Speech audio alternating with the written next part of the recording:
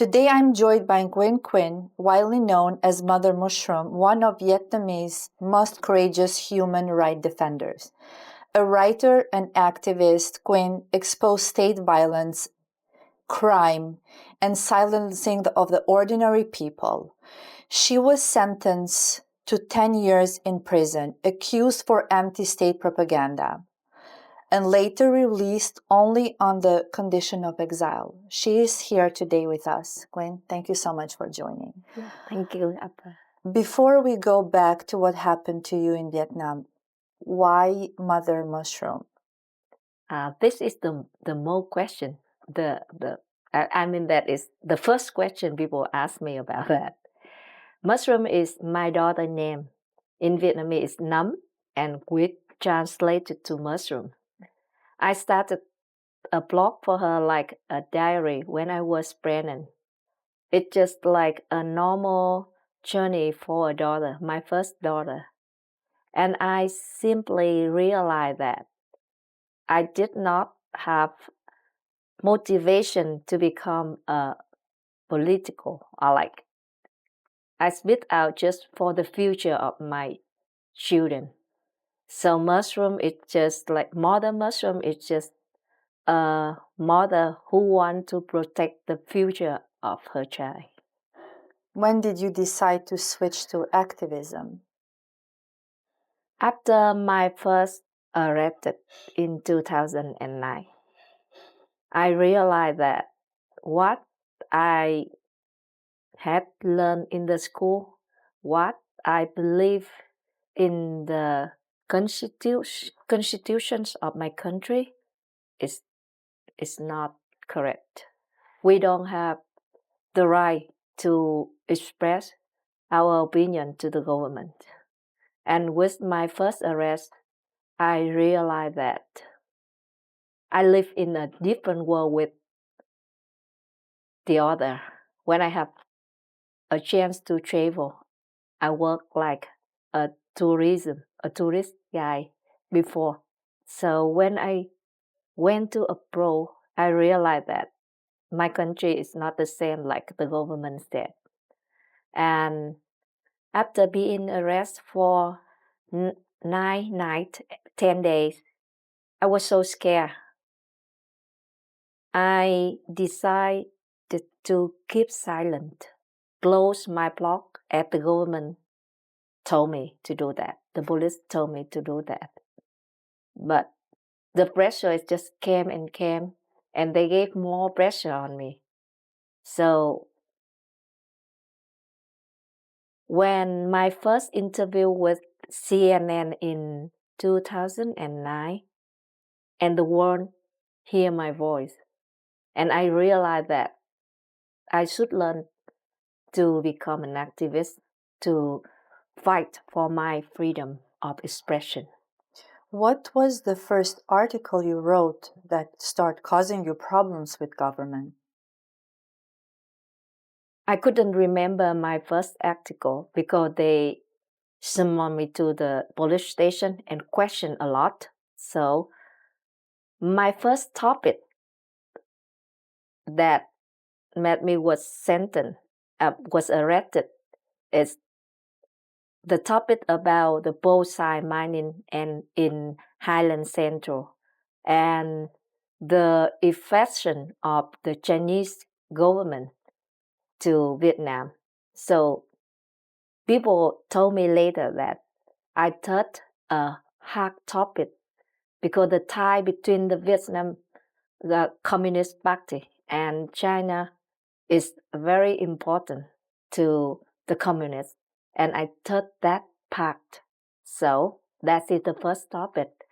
We talk about the environment.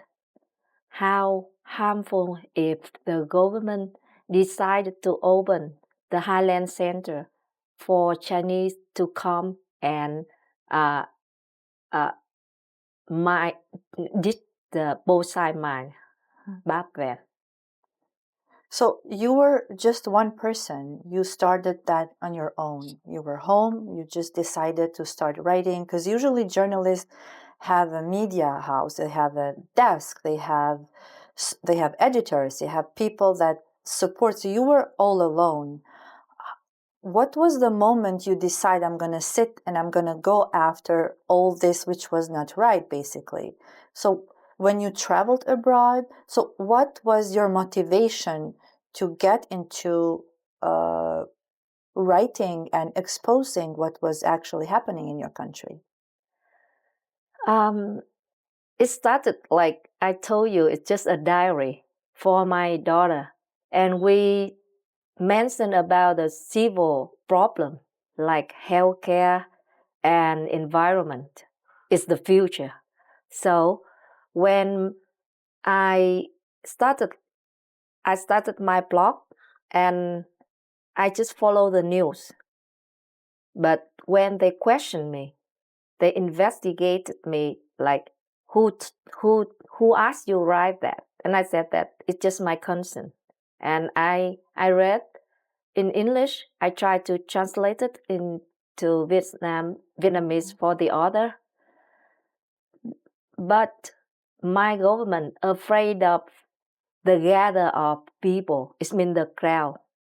Because as more as people know what they're doing, so as less as they don't feel fear from the government. And of course, they didn't want you to raise awareness and to open the eyes of yes, the people. yeah. So can you go back the first time they actually threatened you or questioning you? What happened that day? Did they find out where you live, or how was the first time that you got questioned by the government, and by who specifically by the government? I think that they asked me to come to the police station when I started to call people to join in the movement. It's just my idea. I opened the blog and I asked people that, the government did the bauxite mining in Central Highland is will affected to the environment, and it's what like related to China. So we should raise awareness about that. And I started my blog in public with my real name, where I work, my phone number. So I call people like, if you have any idea to roll a t-shirt, we will like print a t-shirt and ask the author wearing that t-shirt. And if we have more and more people raise the question, people will pay attention on that. Yeah. I did not know that is a colorful revolution, like they said, when they asked me a lot of questions about that. And they just let me know when they asked me to the police station what normal question like, who opened your blog? Who asked you write that? And why you do that? And I just told them the truth, but they did not believe in that. They said that behind me they have another party, the enemy from the country. And I was so scared that time, because I know that I started by myself and people just join. And if I have anything hide from them, I did not publish anything on my blog. So people were joining you. So how fast did you start having attention of the public? It's just 1 month. Oh. I printed 100 t-shirts, successful. And I'm wearing that t-shirt to go to the church and take the picture and post on my Facebook. Oh, no, it's not Facebook that time. It's Multiply blog that time. And the other joy, and they wearing, but they so scared, so they just check the back, did not show the face. But I think that is a movement at that time, because the real people join, no one know who they are. And that's how the police came to me. So you started with pen, basically. You were starting writing, and then everything went into the streets, right? Yeah, I started like on blog. People join, they gave the idea, have a logo, a slogan, and we met it like people contribute, like we don't know each other. So when government saw that this movement is getting big, that's why they start attacking you. And after how long you have been arrested and sent to prison? I was arrested on the National Day at the midnight of the September 2nd in 2009. And they kept me in the detention for 10 days and released without notice. It just opened the door and said that, oh, come home. They arrest me like 50 policemen came to my house at the night. And they arrest me like it's like a mass media about that event, but released in silence and with the condition that close my blog and keep silent. And what happened? Did you close the blog? Yes, I closed my blog. I could tell you, like, I was so scared that time. My hair turned gray after two nights in prison, and I lost 10 pounds in 10 days. Was so scared because I believe that we have freedom of expression. So the teachers like, no, China, Spratly and Barrelis belong to Vietnam, and stop Bauxite. Like, it's just the normal slogan to protect. And after that, I learned about the civil rights, and I know that it's just the basic right of a person. But back then I was so scared. I decided that I didn't open my blog. I just write a handwriting letter to my friend to say sorry. I'm sorry. Anyone who believe in me, that I will continue raising my voice. I have my family. I have my daughter. I need to be a good wife, and I need to close my blog. If I live in another country, in another world, maybe it's different. But because I'm living in Vietnam right now, so I decide to keep silent. And thank you, people, for supporting me. And if we believe in freedom, maybe we will meet another time, but not right now. And I close my blog. So did you had support from media or any other organization in your country, or just the people? No media, no one from the government. The media is controlled by the government, so they did not raise the case inside the country. But at that moment, RFA, the media outside, the Radio Free Asia, was contributed by American, raised the voice for my case, and people question about that. So that's how the international community outside pay attention to freedom of expression in Vietnam back then. What happened after that? So you closed the blog, you wrote that letter, and because later on, almost 10 years later, you came into the United States. So what happened after you closed the blog? I closed my blog and become a normal person, go to work and finding a new job. I started apply for a foreign company, and they asked me that I need to have a passport to go abroad, because I will lead a Vietnamese group to go to Singapore, to go to Thailand. I am a tourist guy back then. But when I went to the police station to apply for the passport, they didn't give me my passport. They didn't answer, just like, you don't have the right to have the passport. And I talk about that with my boss. He's a German, and he just told me that you can see that it's not right. You don't have the right to express what you think. And if you keep silent already, but it just happened, so what happened? And he encouraged me to answer an interview from CNN. At the beginning, I think that they just send me the question and I will answer by email. But it's not that.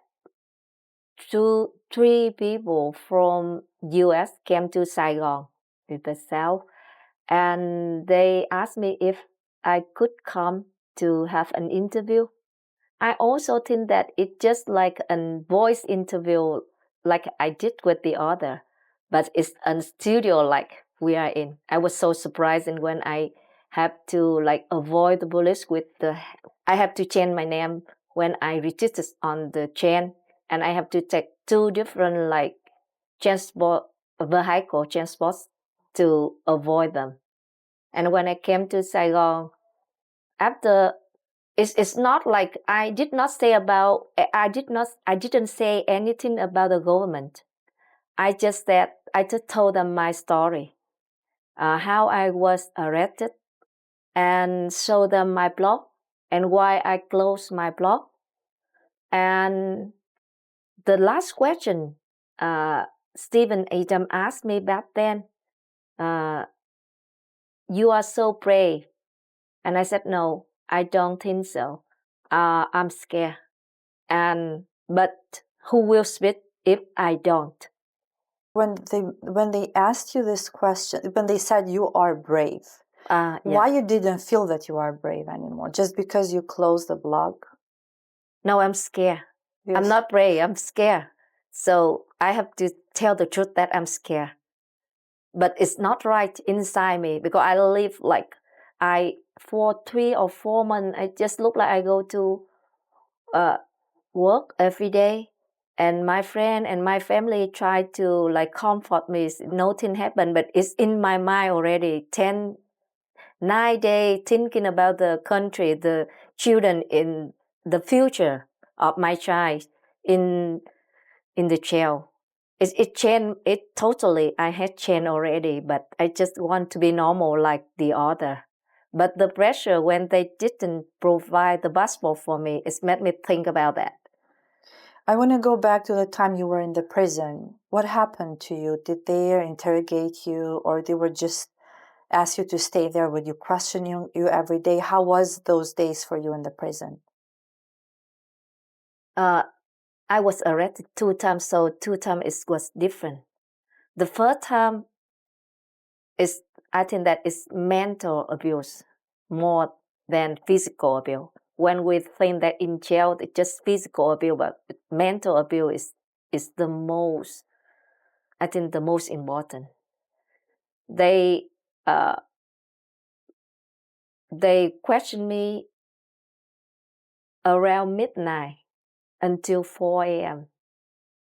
to the first 2 or 3 days. And when they put you into the darkest room and they turn on the light at night, but it's dark in the morning, so your body, it was changed. You think that the night is the morning and the morning is the night. And when they open the door to take you go out for investigating, it just looked like you are blind because the light is totally like made you blind. And they question, and sometimes they gave me some news about my children, my family, or people think of me, or no one like fight for me. It's just the news from them because inside the prison, no news, no newspaper, no one visit me, and no one know where I am. I don't have a lawyer, and it was like your cellmate would be another person who worked for the police. Yeah. So they try to ask you some question, or like they try to figure out what you want when you was in jail. The first time I was so scared, so I just like tired and I sleep all day. But the second time I know well like it's work like that. So And after when did they arrest you second time? So first time they arrest you, you close the blog. Yes. And what happened second time that made them arrest? Like what, did you start writing or they were following you? When did they arrest you for the second time? I think that the second time they arrest, they arrested me because I tried to make the connection for the other activists with the US Embassy, EU delegation, because I decided that I will be quietly for my activism. So I will be like connection, translated, or like have people inside, not public like before. Because the second time is my son is 3 years old. My son was born in 2012. So I was arrested like he was 4 years old. It's the same time like I decided that when the other embassy changed the people who in charge of the political issue, and I need to have connection with the international community, just raise awareness and have the contact and ask for help just in case, not for me, for the other, for the Vietnamese blogger network, as I a founder and member back then. And after I met them in Hanoi, and 10 days later, or like 2 weeks later, I was arrested. So for how long you've been the second time in prison? 2 years and 7 days. They sentenced me up to 10 years. I spent 2 years and 7 days in prison. What was the condition for your releasement? I was released due to the help from the Department of State.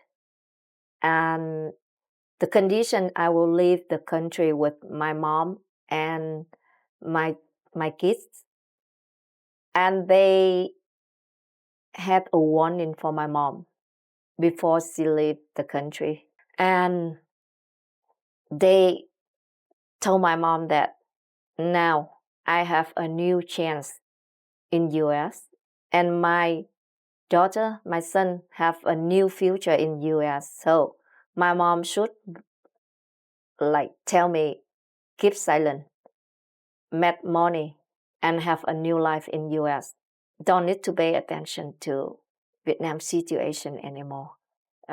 We have a new future, and I should keep silent. And was so basically State Department knew and they were involved in your support? Yes.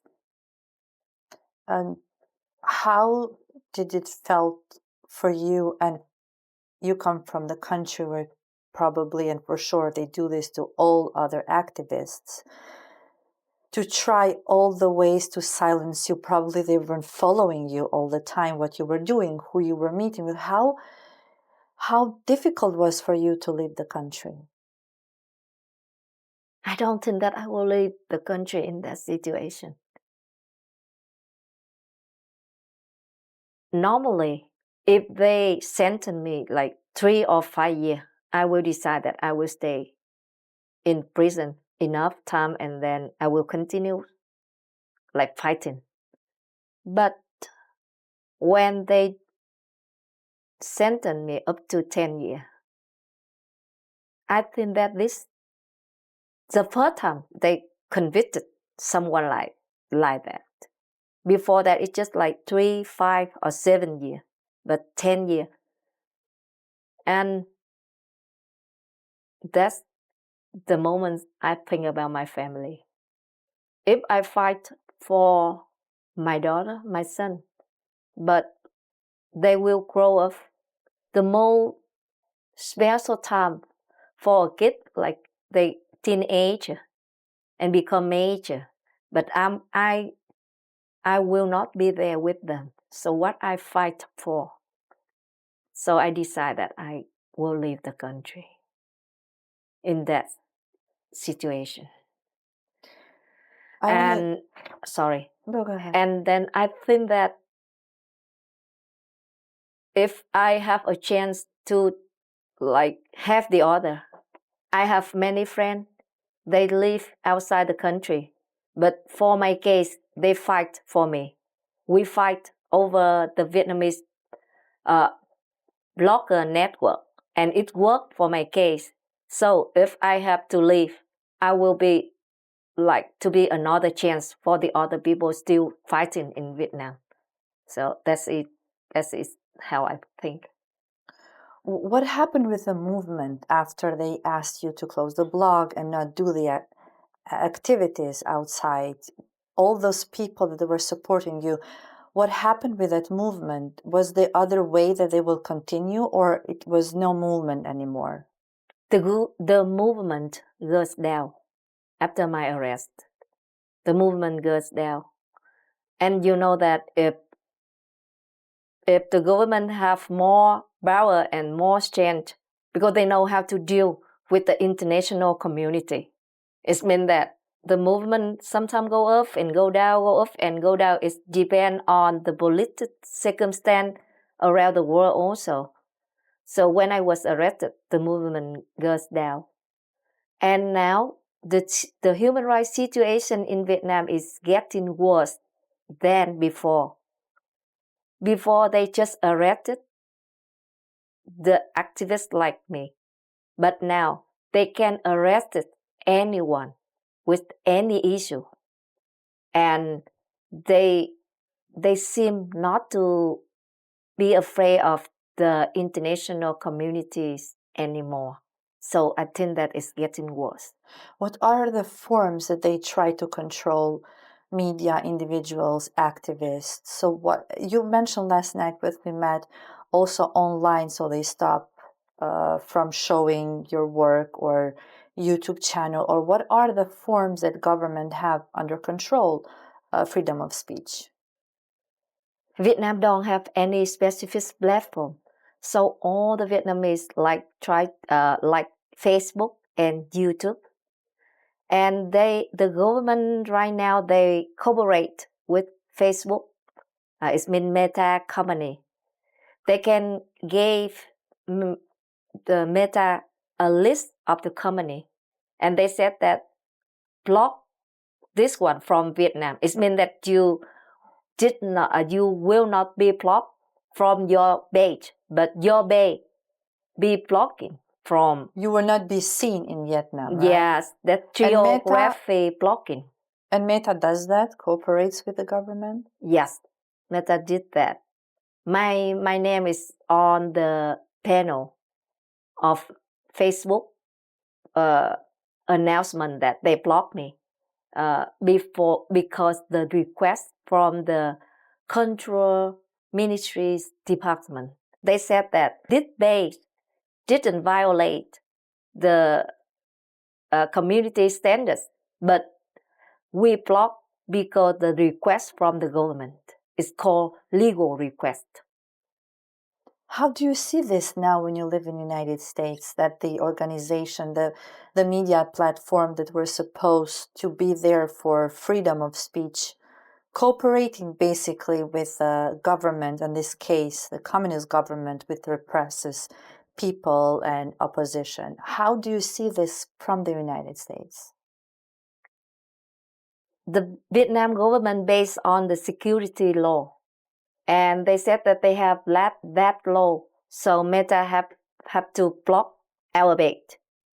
But I think that it's time for me, for the other activists from the other country, have to think how we raise a campaign inside the U.S. with the Congress to work with Meta to figure out what is the standard of freedom of expression, because based on the communist government, it means that they can block anyone, and Meta is just a company, but it have to work with the Congress, and I think it's time for all of us, the activists from the other country, think about that carefully, because it's not Vietnam, it's not me, it's all of us. How was it for you to move in exile in the United States with kids and your mother? How did it feel for you to leave your country and come in the United States and start all over from the beginning? It's hard. It's difficult, because to survive in another country started at the base is difficult, and I have to keep the balance, how to have a normal life with my passion. And to me, it's different, that it's difficult because I gave my kids a hard time. My daughter, she was affected by my arrest, and she had to go for treatment. So I saved all my time for them and find a job is suitable with a schedule that I can spend most of my time with them, because I don't want to lose that moment. That's a very beautiful moment, and all the mother want that. Living in US, you have more chance to fight if the community, I mean that the Vietnamese community in US have the same opinion about what happened inside the country. But the thing is, we have the Vietnamese community who support the government outside the country also, and the communists try to build a new community. It means that the communist family came to US, they bring the money from Vietnam to US, they invest in US, and they will become the new generation Vietnamese American, and they support the government. So they bring the ideology, the communist ideology in the United States. Yes. And they are going to change the history by open some different seminar in the university and speak about the history, like 1975 and how Vietnam changed after that. I think that the government have a very big future plan to change the culture. It's been that they try to delete the South culture, Saigon music, or like what make people think about the old government in Saigon. That's the reason why you have been silenced. That's the reason why there is no free media in Vietnam, because they don't want the world to know what does communism mean. Because you are sent to jail just from a blog or just for something which is normal in democracies. So silencing you means not finding out, not just having the reaction from the people there, the movement, but also the idea of not being seen as a bad government. So as you are saying, now we see these days more and more in the Western countries, they don't understand what communism means. Do you agree? I think so. The communists, they know how to shake hands with every country. What US want, what China want, and what EU want, they will give the international community what they want, and they can change. It just look like they can change color with the one they speak to, and they know how to deal with that. So if the international community, I mean that US, believe that the Vietnam Communist Party has changed. They changed because they want to sell good, they want to export to US, they want to have a higher economic, but they control the people like China policy, and it's not good. If you would have the chance to speak to the world leaders from the democracy countries, what would you say to them about Vietnam? If I can speak direct to them, I will say that when we speak about a country, it's the people. It's about its people. It's not its government. And if that country, the citizen, the people who live in the country don't have the right to tell the truth, so that country will not get the real happiness. And the government will try to sell their citizens to get the benefit for the party. So if the foreign leader want to have a better world, so pay attention on the people in the country, not the government of the country. Right now, you still have, now you have a YouTube channel which has a lot of followers. So what are you covering with your YouTube channel? What do you write about? What do you speak about? On my channel, I analyze daily news in Vietnam. This is the government said, this is the people think, and this is the data from outside. And what behind that news? And sometimes I analyze about the US politics also. But it's not like I support that party or this party. But I want my fellow citizens know that democracy is, we have Republican, we have Democrats in US. So we have 2 different or 3 or many different parties, and they have to try to win over the other. It means that they want to show their best ability, and the citizen will get the better result. So democracy is not one party. Democracy is have to fight to show I'm the best. Yeah. Which is in Vietnam is one party. That's why there is no other choice there for people. But where is your audience? Since in Vietnam, the government controls also online media. Where is your audience coming from? Most of my audience is inside Vietnam. And the other is the Vietnamese community is around the world. The government couldn't control YouTube right now. They can block some of my video in hot topic, but it's not all my YouTube channel. Do you still, how does freedom look like for you now, doing this job from the United States? I think that when we mention freedom, it's not like you have a plane ticket to go around the world, all over the world. It's a place that you can say whatever you think without being arrested or like threatened. And that is freedom. Gwen, thank you so much. Thank you. Your courage as a writer, a mother, and a woman in exile is a reminder that silence is never neutral, and that freedom always begins with someone brave enough to speak. Thank you again. Thank you for your time.